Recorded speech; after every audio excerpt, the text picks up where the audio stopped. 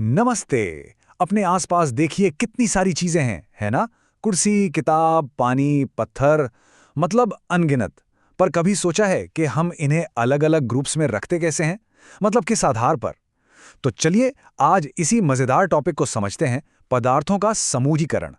तो चलिए शुरुआत करते हैं एक बहुत ही सिंपल से सवाल से। जरा सोचिए तो, हम जो ग्लास इस्तेमाल करते हैं पानी पीने के लिए, वो कभी कपड़े का क्यों नहीं बना होता? अजीब है ना सवाल? लेकिन यकीन मानिए, इसका जवाब मिलते ही आपको पूरा चैप्टर समझ में आ जाएगा। ठीक है। तो उस सवाल का जवाब जानने से पहले ना हमें दो बहुत बेसिक शब्दों को समझना होगा। ये शब्द हैं वस्तुएं और पदार्थ। चलिए फटाफट देखते हैं कि इनमें फर्क क्या है। बहुत सिंपल है। देखिए, वस्तु या ऑब्जेक्ट वो कोई भी चीज है जिसे हम देख सकते हैं, छू सकते हैं। जैसे एक कुर्सी। अब सवाल ये है कि ये कुर्सी बनी किस चीज से है? लकड़ी से है ना? तो ये लकड़ी हो गया पदार्थ यानी मटेरियल। सिंपल। तो कुर्सी हुई वस्तु और लकड़ी हुआ पदार्थ। अच्छा, एक और बात, एक ही पदार्थ से कई सारी वस्तुएं भी बन सकती हैं। सोचिए, प्लास्टिक, उससे खिलौने भी बनते हैं, बाल्टियां भी, पेन भी, कितना कुछ। तो सवाल वही है, हम पदार्थों को ग्रुप्स में बांटते कैसे हैं? इसका जवाब है उनके गुणों के आधार पर, उनकी प्रॉपर्टीज के आधार पर। तो चलिए सबसे पहली प्रॉपर्टी देखते हैं, दिखावट और कठोरता। यानी कोई चीज दिखती कैसी है और छूने में कैसी है। अच्छा, जब हम किसी चीज को देखते हैं तो सबसे पहले क्या नोटिस करते हैं? उसकी चमक, है ना? तो जिन पदार्थों में अपनी एक खास चमक होती है, जैसे स्टील, सोना, उन्हें हम कहते हैं द्युतिमान या लस्ट्रस। आपने भी देखा होगा, ज्यादातर मेटल्स मतलब धातुएं चमकदार होती हैं। और दूसरी तरफ लकड़ी या प्लास्टिक जैसी चीजें हैं, इनमें कोई चमक नहीं होती। तो ये क्या हो गए? ये हो गए द्युतिहीन यानी नॉन लस्ट्रस।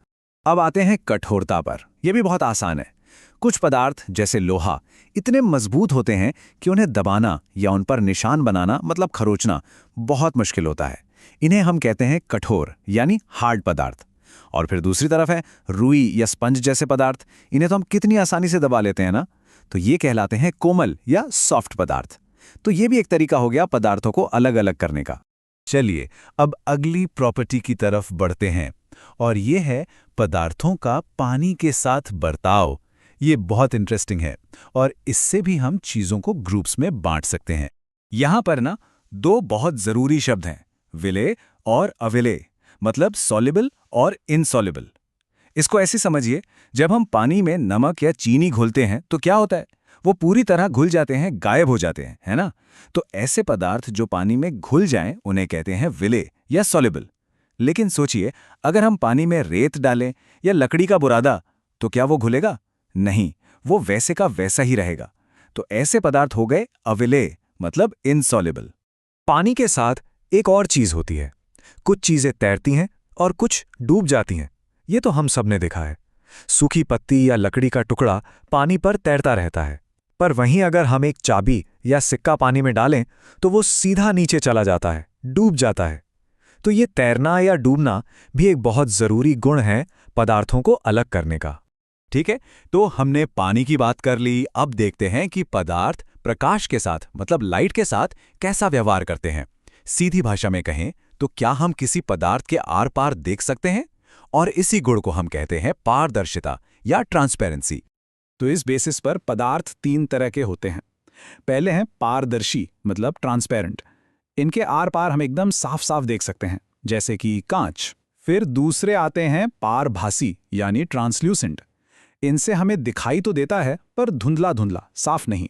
जैसे कभी कागज पर तेल लग जाता है तो उसके आर पार धुंधला दिखता है ना, बस वही। और तीसरे होते हैं अपारदर्शी या ओपेक। इनके आर पार तो हम बिल्कुल भी नहीं देख सकते, जैसे लकड़ी की दीवार या कोई मेटल की शीट। तो हमने पदार्थों के इतने सारे गुण देख लिए, चमक, कठोरता, पानी में घुलना, पारदर्शिता वगैरह वगैरह। पर अब सबसे बड़ा सवाल, हम ये सब कर ही क्यों रहे हैं? मतलब इन ग्रुप्स को बनाने का फायदा क्या है? इसका महत्व क्या है? तो देखिए, ये ग्रुपिंग जरूरी क्यों है? जरा सोचिए, हम ये काम अपनी रोज की जिंदगी में भी करते हैं। सबसे पहला कारण है हमारी अपनी सुविधा। आप किसी दुकान में जाते हैं तो सारे साबुन एक जगह, सारे बिस्कुट एक जगह रखे होते हैं ना। दूसरा फायदा यही है, चीजों को खोजना आसान हो जाता है। और तीसरा, जब हम साइंटिफिकली चीज़ों को उनके गुणों के हिसाब से ग्रुप्स में बांटते हैं तो उनकी पढ़ाई करना, उन्हें समझना बहुत सिस्टमैटिक और आसान हो जाता है।